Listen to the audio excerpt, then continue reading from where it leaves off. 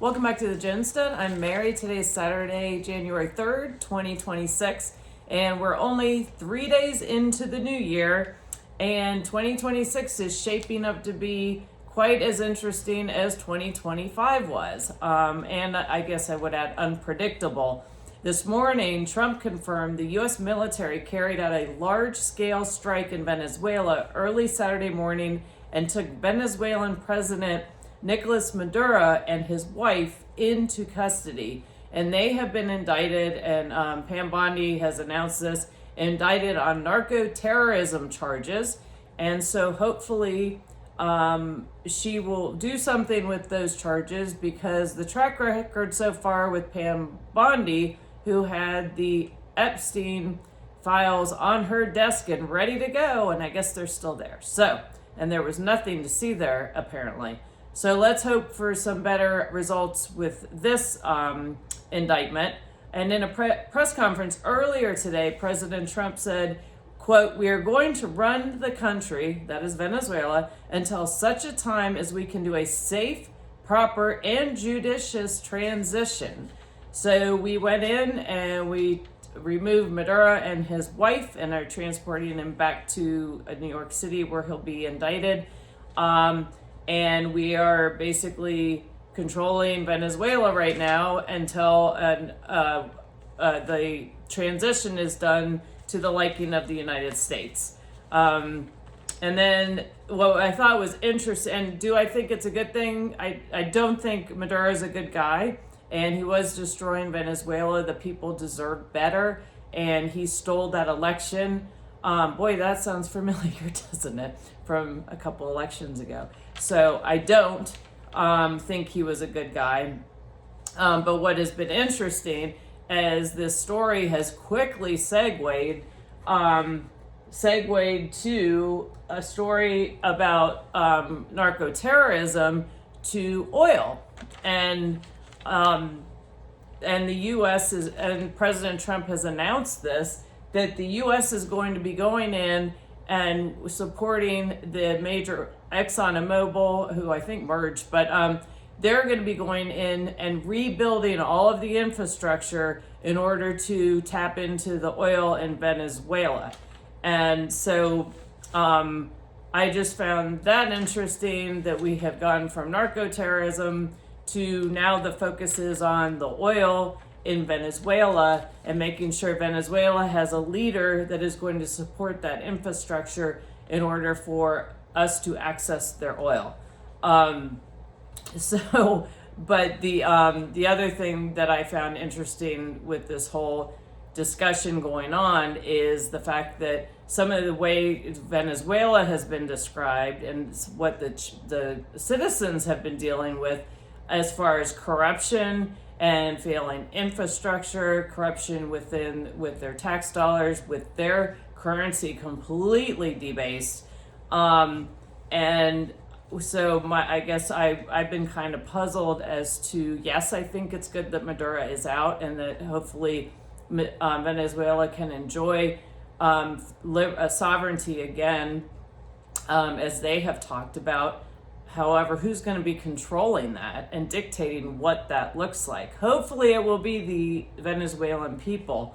But I go back to, because they want to hold Maduro accountable for all the narco-terrorism, but also as a little sidebar, China is responsible for a lot of the narcotics in our country, also tainted pharmaceuticals. And so it's not just the narco-terrorist Maduro, but also in our own country. Because again, I think it's important that we have a stable world, but if our own country, the United States, is not secure and stable and have families that are stable financially, what good is that? I mean, we've had zero accountability for what everyone went through with the shutdowns during COVID. A certain Dr. Anthony Fauci has not been charged with anything. He's still just doing whatever. And after spending, he's on every other magazine cover, even though there's case after case. If you read the case against him, there's a book called The Case Against Anthony Fauci. and the fact that there's nothing coming of it. So we have that going on. We have what's going on with the COVID fraud in the Somali communities, and the corruption there. And also Doge uncovered so much financial corruption where our taxpayer dollars are just being spent and doing through USAID, through all these other NGOs, and there has been no accountability for that. And just New Year's Day, I think it was like 2 seconds into January 1st, New York City swore in a communist mayor who was sworn in on 2 Korans. So we have it in our own country right now. Whether or not that was a legitimate election, I don't know. I'm quite sure there's an awful lot of election corruption that goes on in local elections as well as state and state level, which of course the federal elections are managed by the state and local governments where they set up the election booths, so on and so forth. But I'm not seeing. I appreciate what President Trump is trying to do, but I really am getting frustrated because I'm not seeing that attention coming back to the United States.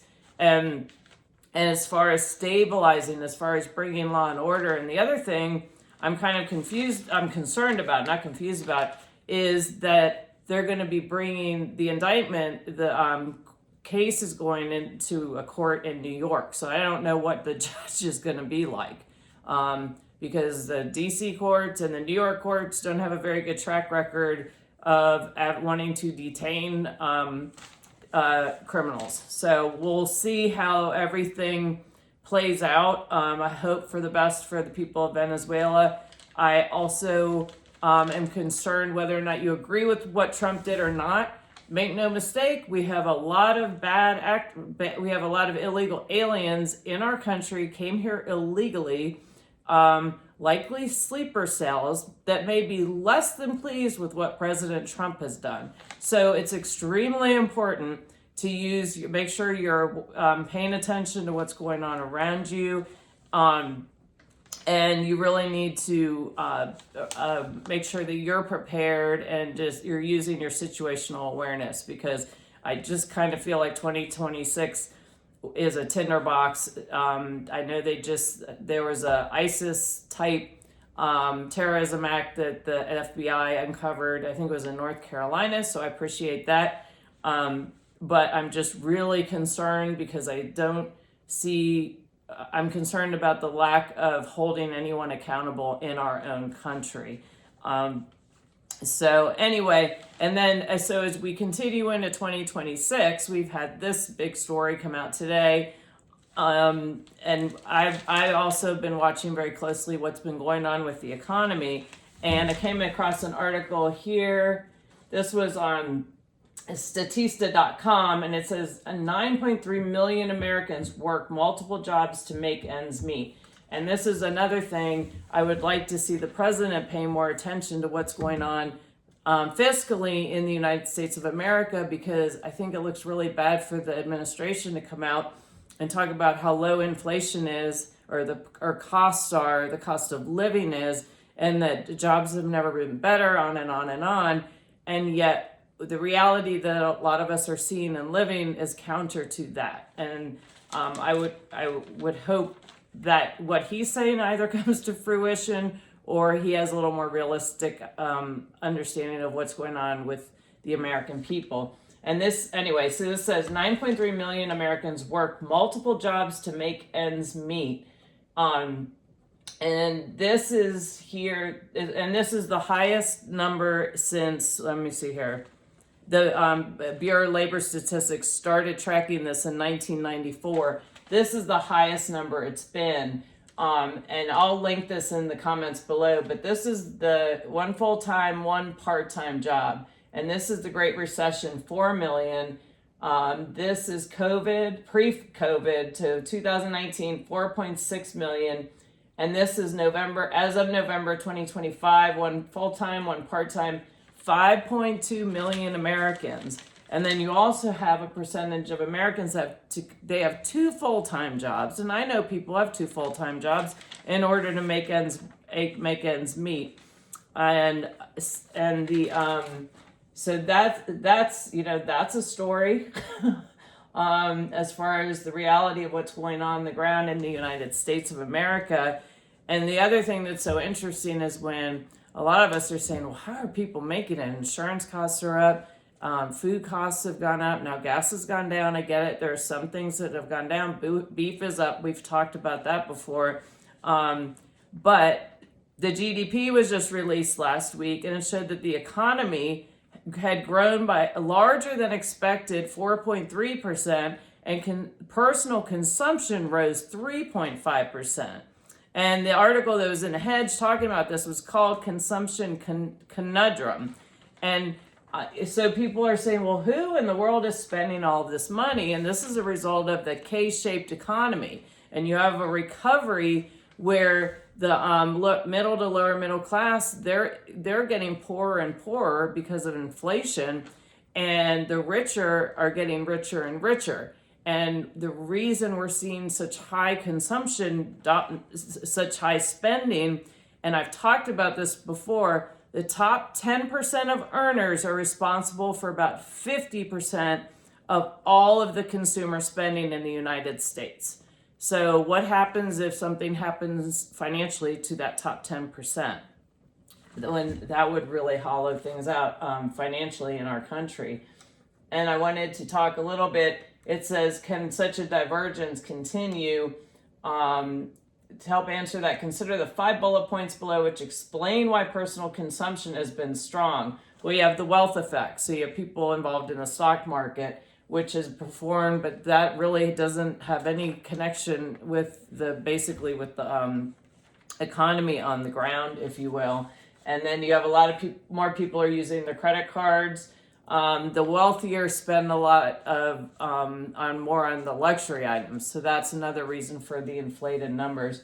And savings, real personal income was flat. Thus, consumers are using savings, which fell to a historically low 4.7% rate. Eventually, those savings are going to run out. So using now, it's credit and savings. So when you see these reports come out about, wow, look at how much people are spending, everything's great, it's the top 10% are responsible for 50% of that. So just keep that in mind. And we continue, the U.S. debt, national debt is where are we today? $38.5 trillion. It continues to increase. We continue to spend money overseas. Just agreed to send the UN another $2 billion, even though the Somali representative of the UN has been found involved with all of this fraud that's been going on and stealing from the American tax dollar. Gold is up 4,300 today. Silver's up $73.54. So when the precious metals go up, that means that our fiat currency is weakening in its value. And so going into 2026, which was kind of my plan, I didn't expect 2026 to be any calmer than 2025. And I think just because of all that's going on and the direction things are going. And so I've been focused on becoming more self-sufficient in going into 2026. I'm planning on doing more with my garden, making sure I'm stocking up the pantry, and making sure that just our family is as self-sufficient as possible, and that we have savings set aside. And I know there are a lot of people that come out and they do their New Year's resolutions, and that's great. I think self-sufficiency is one that is something that should be a priority for everyone. And if the economy ends up doing gangbusters for everyone in 2026 and we're more secure than ever in the U.S., fantastic. But you have nothing to lose other than being prepared in the event something does go south.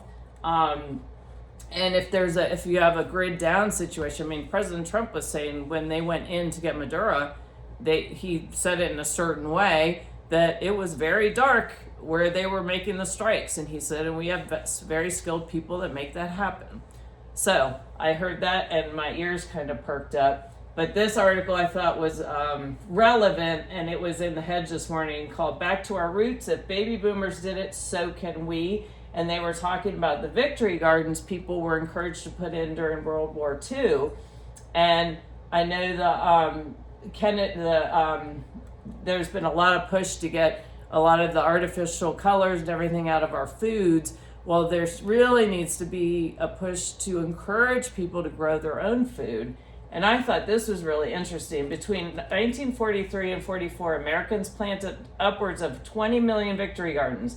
These gardens produced 10 million tons of food annually, almost entirely fresh vegetables. They were planted in backyards, community plots, and schools, and they matched or exceeded the commercial vegetable production of the entire U.S. farming sector at the time.